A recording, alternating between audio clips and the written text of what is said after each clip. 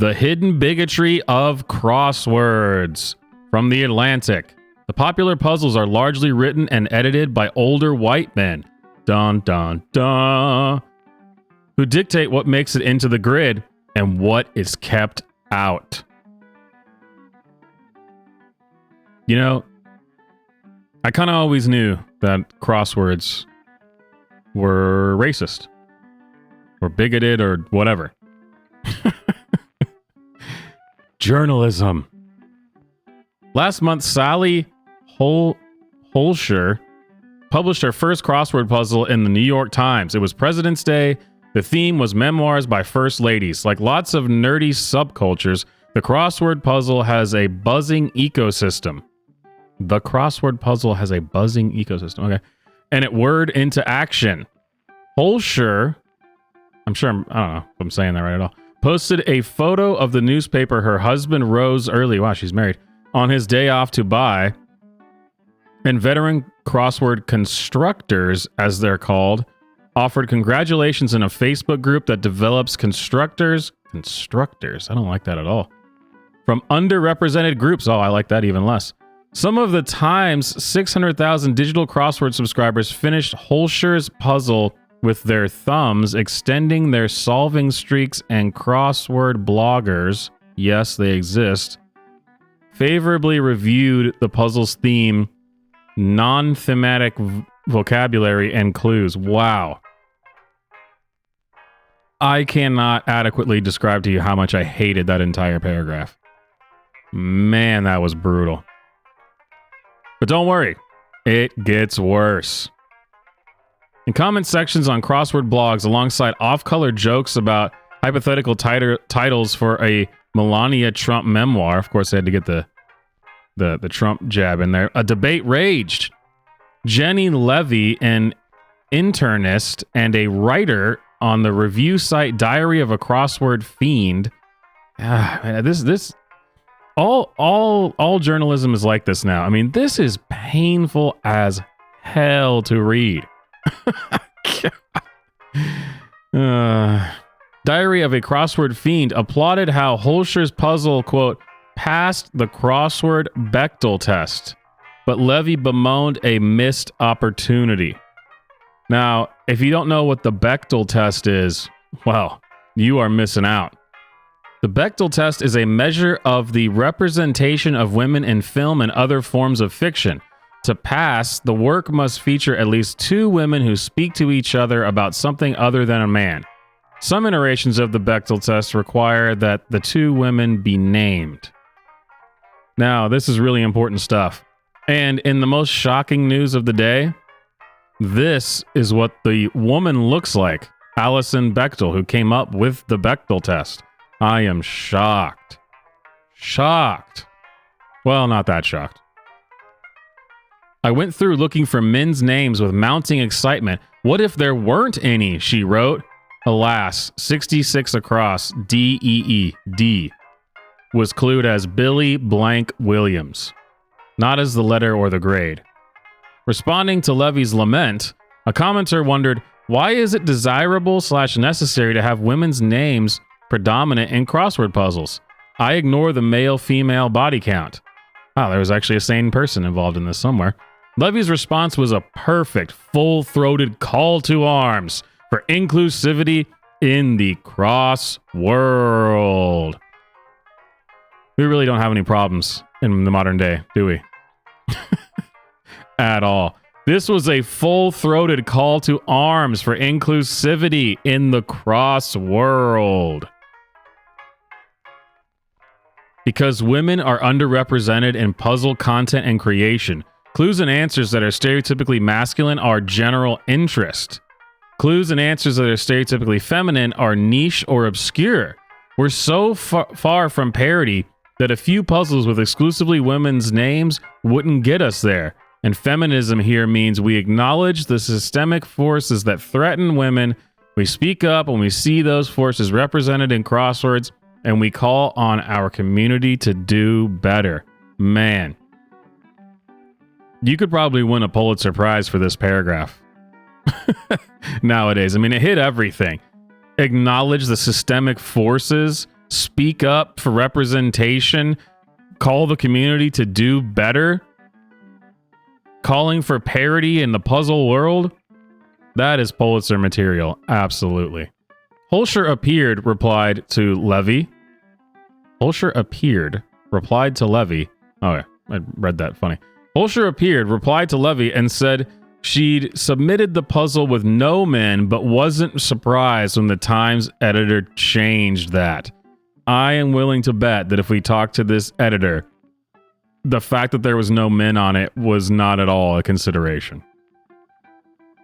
But hey, maybe it was. Maybe this old guy that works at Times is probably a huge right-wing conservative white supremacist misogynist. Because that's the typical demographic for all of journalism everywhere. Crossword editors are strange arbiters of cultural relevance. Read tweets by Aquafina or Olivia Wilde. I'd rather not. On learning that they've been immortalized in the black and white grid, it's the bookish version of handprints on a slab outside Grauman's Chinese Theater. Then they start the next sentence with the word but. Hate that. But any pub trivia attendee exposed to categories on craft beer or things that smell like sourdough or whatever the MC is into, will tell you that personnel is policy. That crossword mainstays such as the New York Times, the Los Angeles Times, and the Wall Street Journal are largely written, edited, fact-checked, and test-solved by older white men dictates what makes it into the 15 by 15 grid and what's kept out. We don't even need to know how they do this, what they're doing, what kind of standards they have. You said older white men. We know for a fact, whatever it is, it's bigoted, and we should all hate it. We already know. When editors review a puzzle submission, they mark it up. Minus signs next to obscurities or variant spellings, check marks next to lively vocabulary. Again, another sentence starts with the word but. When did this become okay? But one editor's demerit is another solver's lexicon. Constructors, I hate that. This whole article is just annoying on every level. Constructors constantly argue with editors that their culture is puzzle worthy, only to hear feedback greased by bias and occasionally outright sexism or racism. Now, I'm taking bets now. What are the odds that in this article they provide any evidence of actual sexism or actual racism? Let's find out. Marie Kondo wouldn't be familiar enough to, quote, most solvers, especially with that unusual last name. I have no idea who Marie Kondo is. Gay erotica is, quote, an envelope pusher that risks solver reactions. Wait, someone just wanted to have the term gay erotica as an answer? Just as a whole? Just gay erotica is the answer. That actually sounds reasonable that you would not allow that. According to Xword Info, a blog that tracks crossword statistics, erotica has appeared in the New York Times puzzle as one example more than 40 times since 1950. Black Girls Rock might elicit unfavorable responses. Flava Flav in a puzzle I wrote earned a minus sign. I gotta tell you, I'm not a crossword guy, but if I started doing a crossword puzzle and the first several words that I came up with were Maria Kondo, gay erotica, and Black Girls Rock, I would be putting down that crossword puzzle. I would not be continuing. Of course, Flava Flav, I'm down with Flava Flav, man. Who's not? Popular Music, the American Values Club crossword editor Ben Tossig told me, where lots of young women and people of color are visible is regularly dismissed as too ephemeral for a great crossword puzzle. He added, Ephemerality is the code word. Exclusion is the result. Well, I am going to have to agree that popular music is not a great topic for a crossword puzzle.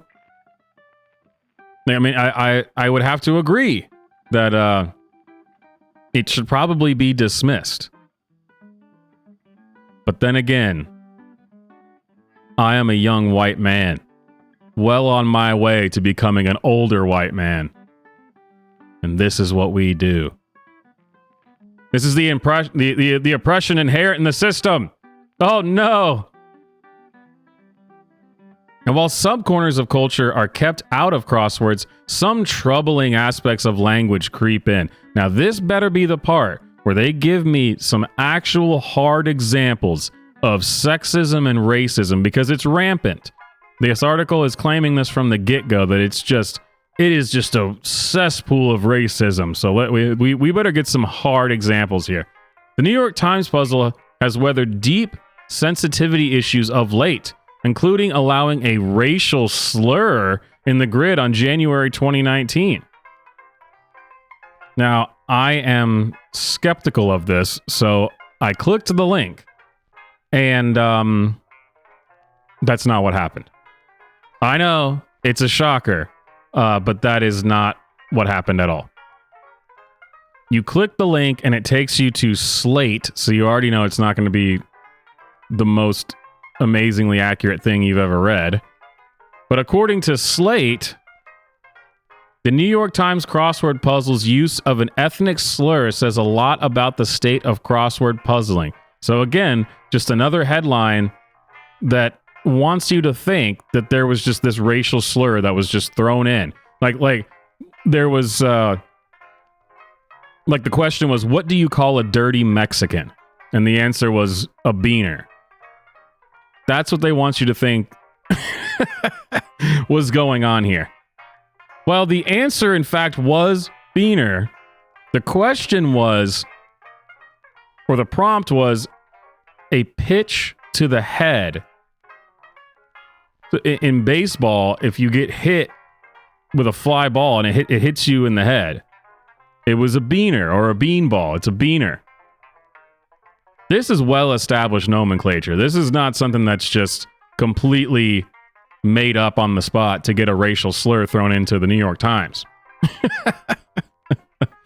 So actually, you guys, we do not have... This is the only evidence they provide for a racial slur, and it's not a racial slur. So, go figure. Including allowing a racial slur in the grid in January 2019... despite unequivocal protestations from those who saw the puzzle pre-publication. Now again, they provide a link to this. And I wonder if they just assume people won't click the links, because the links don't seem to actually back up what they're saying. So you click on the link of protestations, and it takes you to this xwordinfo.com. I don't know, maybe you crossworders out there are like, well, yeah, xwordinfo.com. Oh, of course. I've never heard of this. And the website is just god-awful. I mean, it looks like it was made in like 98. But you go to it because this is supposed to show you how upset people were for it. So I guess this is the guy, I don't know, that made the crossword puzzle. And then there's just two notes from two different people that just say, yeah, that was kind of a poor choice. This doesn't even get mentioned until way down in this review. And then this one, it says it right off the bat. But kind of says, I'm sorry for the distraction about Beaner in today's fine puzzle by... Oh, okay, Gary C. was the guy who made it. Neither Joel nor I had ever heard the slur before, and I don't know anyone who would use it. Maybe we live in rarefied circles. Rarefied circles. In researching this puzzle, we discovered the other meaning of the word as a slur. So this is supposed to be... This is the link that they're pointing to prove that there was unequivocal protesting of the fact that this word was included. And it's like two people who had kind of a wishy-washy response. Journalism. Despite unequivocal protestations from those who saw the puzzle pre-publication, other transgressions include clues for illegal, one caught by Border Patrol. Well, that makes sense. I like that one. Men, exasperated comment from a feminist. Nice. And hood, a place with homies.